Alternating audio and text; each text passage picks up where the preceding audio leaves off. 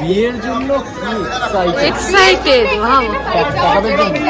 দেখেছেন, এই জন্যই ইন্টারভিউতে আমি সপ্তর্ষি হয়ে থাকবো এবার থেকে। আমি তো ভালো ভালো আগে থেকে করে দিয়েছি বাড়ি যাবো বলে। বিয়ের জন্য আমি তাও মাঝে মাঝে চেষ্টা করে চলেছি, যদি একটু ওর ভেতর থেকে কিছু ইন্টারভিউতে আমাদের, কিন্তু ও ঠিক করে কিছু ব্যাপার হয়েছে তানিষ্কা, কিছু ব্যাপার হয়েছে তানিষ্কা আয়ুষ্মানের, তোমাকে ঠুকেই যাচ্ছে।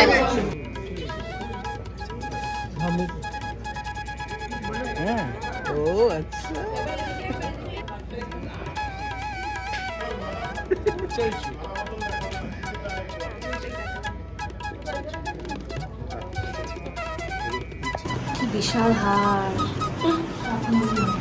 7 নদী। কোন বাড়িতে যাচ্ছে দেখতে হবে তো, গাঙ্গুলি বাড়ি। এখনো শিওর নই যাবো কি যাবো না। এই কানে খুলেছো তুমি? ওটার জন্য দেখতে হবে, ওটার জন্য দেখতে হবে। আর একদম পড়ছে টিম ওয়ার্ক। কি ভালো ট্রিটমেন্ট পাচ্ছে না পশু মাছকে?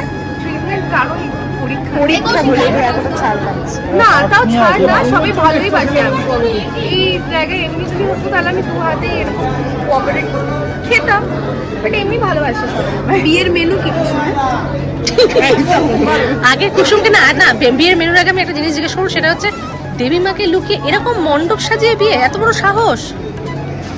না, এবার মণ্ডপটা দেখো কি অসাধারণ সাজানো। মণ্ডপটা তো কুসুমও অসাধারণ, তো মণ্ডপ তো অসাধারণ হবে।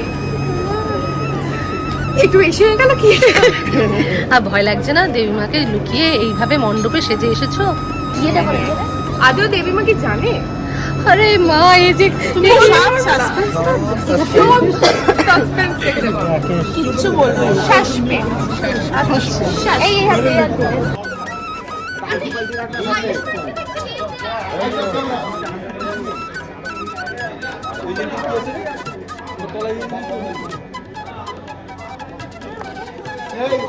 তুই তো রাতুল